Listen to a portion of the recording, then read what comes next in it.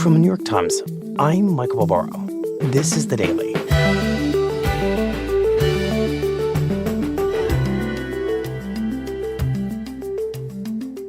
On Monday, the Supreme Court ruled that former President Trump is entitled to broad immunity from criminal prosecution for actions that he took while in office. My colleague, Adam Liptak, explains how that ruling will weaken the federal case against Trump for trying to overturn the last election and will dramatically expand the power of the presidency itself. It's Tuesday, July 2nd. Adam, within the past few days, former President Trump experienced a major political victory at the first presidential debate against President Biden, who did quite badly. And now Trump has won a major legal victory at the Supreme Court. He's having a good week. And the Supreme Court on Monday severely undermined a case that really troubles former President Trump. And so he's got political victories, and he might even say that he's got a constitutional victory because the court in large part embraced his version of presidential power. Okay, and we're going to get to all the details of this ruling. I want to just remind listeners about the origins of this case. It begins with the events leading up to January 6th, and it has had a pretty long journey to the High Court. Right. The special counsel, Jack Smith, indicted former President Trump for what Smith said were Trump's efforts to subvert the 2020 election. Mm-hmm. And that case was chugging along until Trump's lawyers went to the district court and said, wait a second, the president has constitutional immunity from prosecution, at least for his official acts. And that argument was rejected by the trial judge, by a unanimous three-judge panel of the D.C. Circuit. And then it goes to the Supreme Court, where people, and I got to say, including me, didn't think Trump had the best chance of prevailing. But when the case was argued, the right side of the court, the six-justice conservative supermajority, seemed quite taken by Trump's arguments. And what was it about Trump's arguments that seemed to find sympathetic ears among the conservative justices once the case reached the court that these lower court judges completely rejected? The conservative justices looked at the case as presenting an abstract question about the scope of presidential power and the role of the president in the constitutional structure. And that was quite different from what the lower courts had thought about. They were looking at the particular facts of the case and asking whether Trump's alleged conduct was so unprecedented that you have to focus on those allegations. Mm-hmm. Whatever the general idea is about presidential power, these lower court judges thought there needs to be an exception when the former president is accused of having used his office to undermine democracy itself. Got it. Right. Okay. I think that brings us to Monday's ruling. So tell us how the justices ended up weighing these two very different arguments. The justices split 6-3 along the usual lines, which is to say the 6 Republican appointees in the majority, the 3 Democratic appointees in dissent, and the majority more or less adopts the Trump view. It says we're talking about a case that will affect any occupant of the Oval Office. This is not a Donald Trump case. That the Constitution requires an energetic, vigorous, independent president who is not concerned about being potentially criminally prosecuted for things he did in office. Mm-hmm. So what they rule is that the president has immunity for his official conduct, and that official conduct is defined quite broadly to the outer perimeter of his official duties. And the court draws some distinctions. there are some core activities of the presidency, commander-in-chief, the pardon power, and so on, where it truly is absolute. And they give an example of that kind of truly absolute power. If you're discussing with your own attorney general what official actions to bring, even in connection with the election, that's absolutely immune. Other official conduct, they say, is presumptively immune, but even that is a really high standard, because they say what they mean by presumptive immunity is that prosecutors have to show that the prosecution wouldn't endanger or even get near any official conduct. So the bottom line is, so long as it's official conduct, there is a very, very high barrier to any kind of prosecution. Okay, so that is an extremely broad-sounding level of immunity that the Supreme Court has just conferred on the day-to-day official actions of a president. So I want to further define this concept of official acts, especially this phrase of the outer perimeter of official duties, and understand just how wide that perimeter is. And let me be super specific, because as this case has made its way up to the Supreme Court, the hypothetical that is evoked time and again is of a president using his or her official authority to perhaps order the assassination of a political rival and then claim, well, that was an official act because as president, I have power over the military. Does this ruling seem to apply that immunity to an action like that? So the majority doesn't deal with that precise scenario. But the logic of it is that if it's part of the president's official duties, he's commander-in-chief, he's the chief law enforcement officer, and if it's a plausible application of his official responsibilities, then yes, he would be immune, even for things as wild as ordering an assassination. So this immunity is entirely separate and apart from whatever the motivation of the president is in taking an official act that might ordinarily be seen as criminal and prosecutable. So, Michael, Chief Justice Roberts actually answers in so many words the question you just asked. He says, in dividing official from unofficial conduct, courts may not inquire into the president's motives.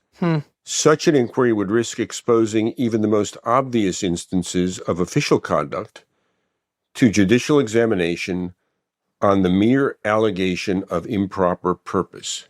So they really want to insulate the president from prosecution and from courts second-guessing the president's thinking. Wow. I mean, a truly profound view of the president's power and immunity from criminal prosecution. Why would the majority embrace that really, really robust view of presidential power and legal immunity? What is the legal theory that Roberts and the majority lay out to justify it? They say that the Constitution contemplates a very powerful chief executive, that it imbues him with power, that it makes him the head of one of the three branches of government, and that ideas like the separation of powers insulate him from either Congress passing laws that would subject him to criminal prosecution or the courts deciding whether he has crossed lines into illegality. It feels like that view of presidential immunity is all about getting out of the president's way, keeping the legal system out of the president's hair, and it would seem to assume a general law abidingness and even, dare I say, morality from the presidency. And it doesn't seem to really want to grapple with the idea that a president would blatantly stray into open lawlessness in his or her official acts. Right. Roberts writes that this is the first time a prosecutor is thought to charge a former president with a crime. And he seems to say that that means there's something wrong with this prosecution. But another way to look at it, Michael, is that this may be the first president who did engage in the kind of, as you put it, lawless conduct that would demand accountability, at least after he leaves office. We have been talking about official acts and the immunity that this decision confers on them from a president, Adam. What does this ruling say about unofficial acts? And what even is an unofficial act according to this ruling that, if done, might subject a president to criminal prosecution? So the decision doesn't get into or give particular examples of unofficial private conduct, but it's not hard to think about it. I mean, there are things that are completely divorced from the president's official duties. Let's assume Trump was involved in a business deal that gave rise to illegality, didn't pay his taxes, was involved in a car accident. So there is a narrow category of things, but they are all, the Supreme Court suggests, wholly divorced from, entirely separate from, outside the outer perimeter of the president's official conduct.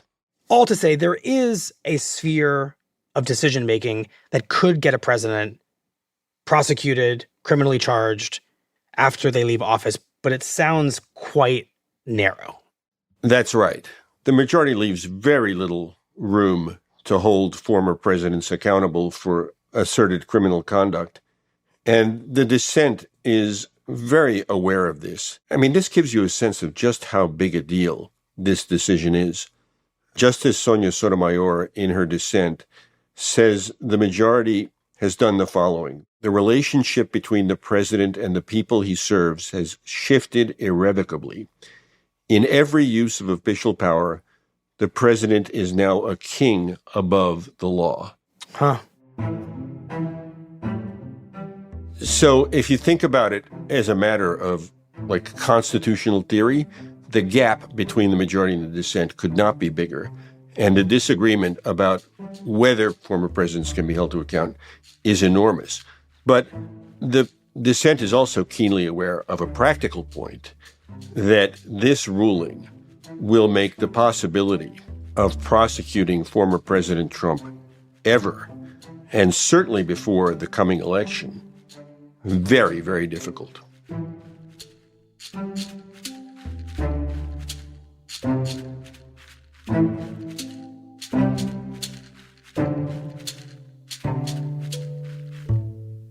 We'll be right back.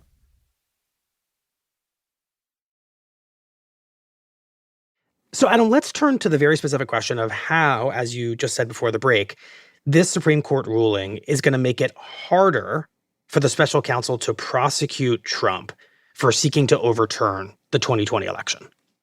Right. So as we've been saying, Michael, the basic question is the conduct official or unofficial? Right. And the Supreme Court sets out some guidelines, some ideas about what falls on which side of the balance, but it says it's not going to do the work itself.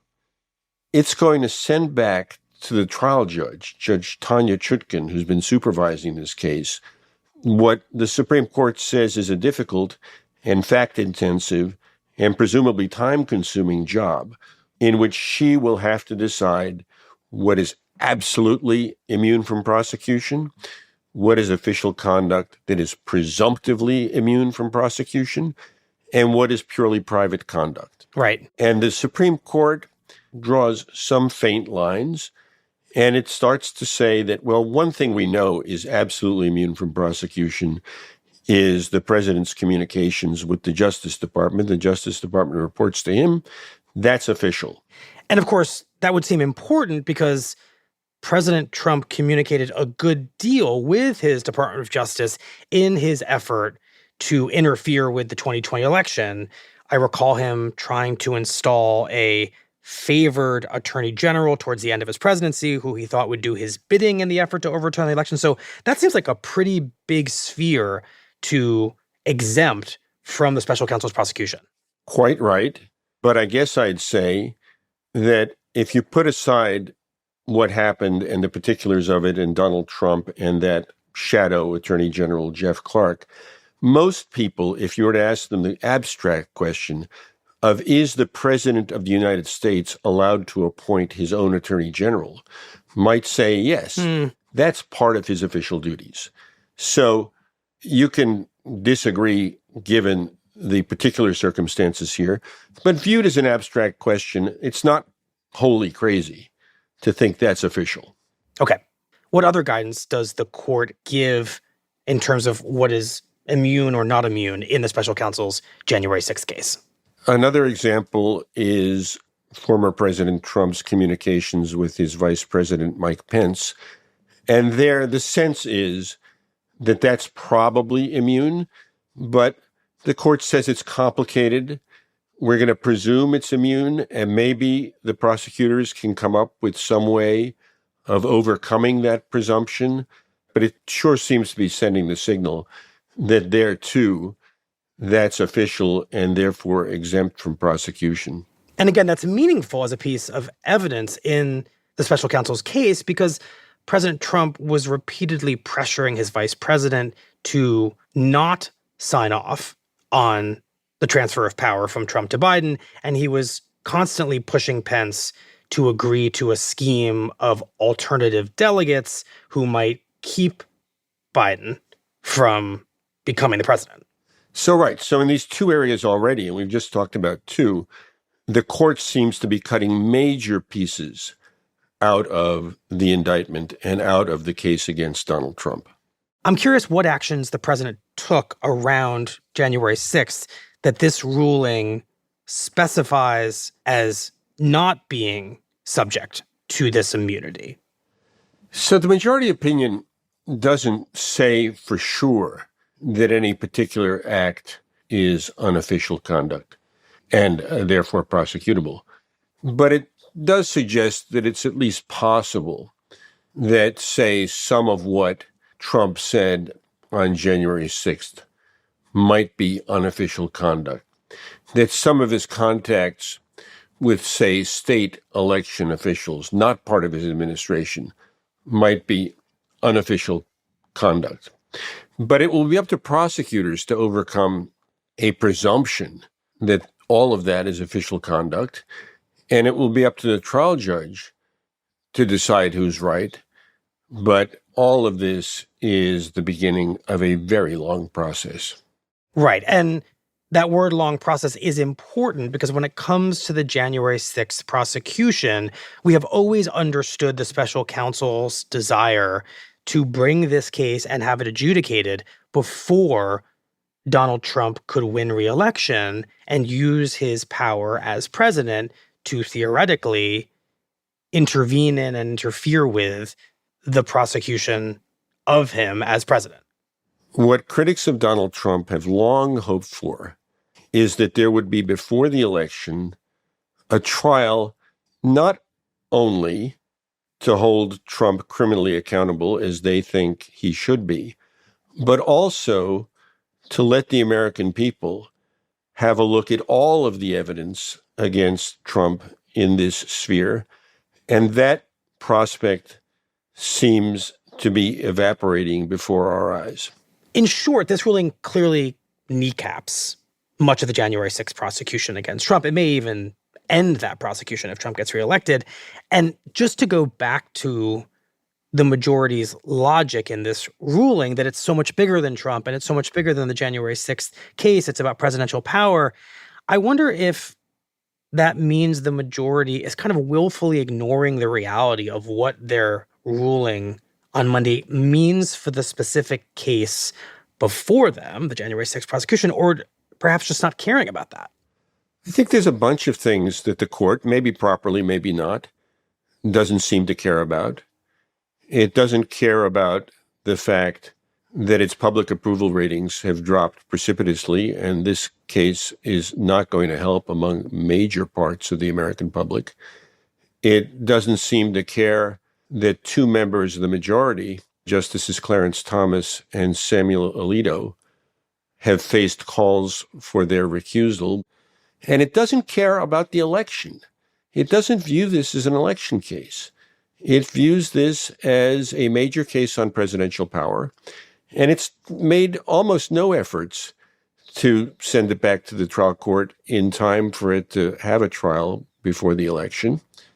It expedited the case a little bit, but not very much, issued its decision on the very last day of the term.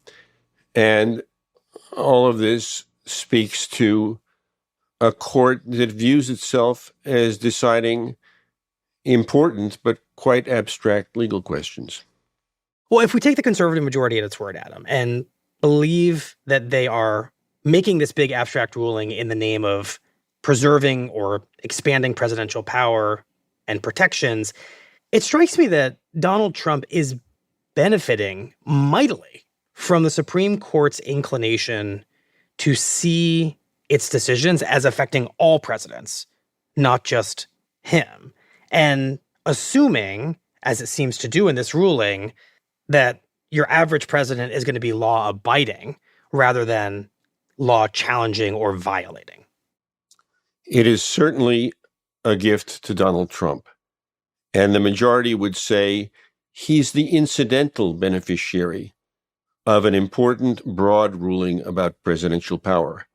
It would be easier to take that point of view seriously if the gift came from the entire Supreme Court. Fair. Rather than from a part of the Supreme Court, precisely the 6 justices named by Republican presidents, over the vehement objections of the 3 justices named by Democratic presidents. So I would like to think that this is a good faith dispute unrelated to the particular consequences in the particular case about Donald Trump. But that lineup challenges my wish to think that both sides are operating in perfect good faith. Another way to think about this ruling, if you step way back, is that it's kind of the Supreme Court saying that when you elect a president, you have to accept, dear American people, that the Constitution gives them a tremendous amount of power and legal latitude to kind of do what they want under this rubric of official acts. And we, the Supreme Court, are going to make it pretty hard to hold that president criminally responsible for their actions.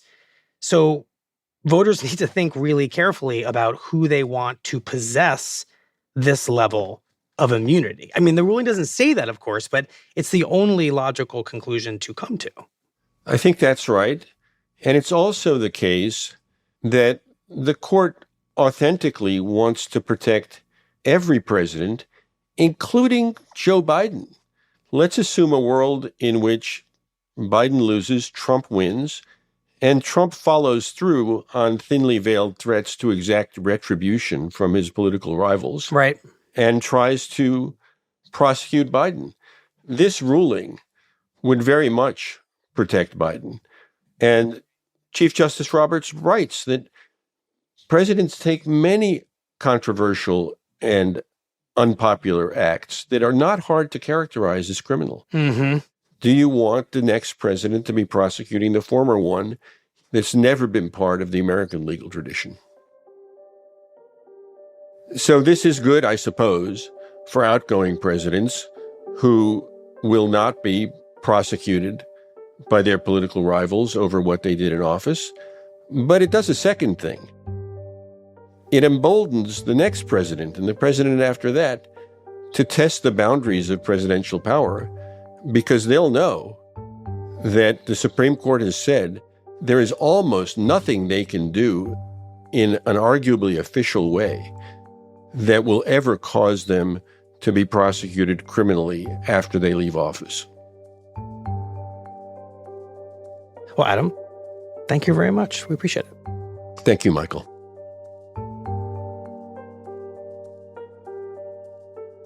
On Monday afternoon, both President Biden and former President Trump issued statements reacting to the court's ruling. Trump celebrated the decision, calling it, quote, a big win for our Constitution and democracy. The Biden campaign denounced it, saying that the court had, quote, handed Donald Trump the keys to a dictatorship. We'll be right back.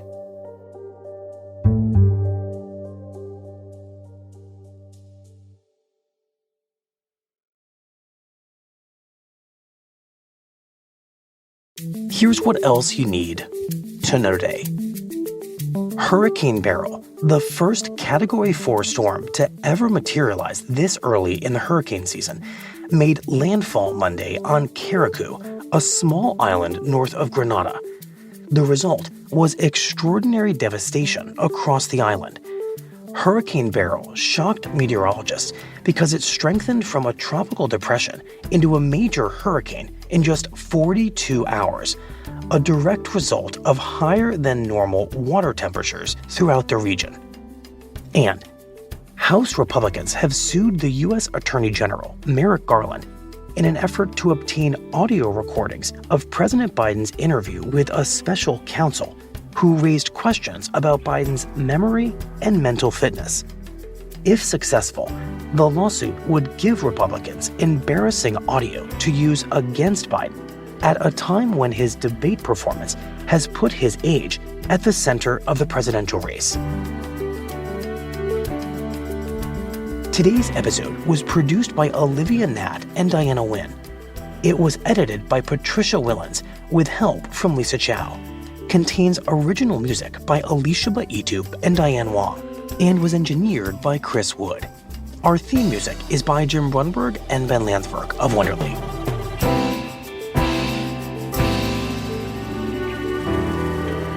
That's it for the Daily. I'm Michael Barbaro. See you tomorrow.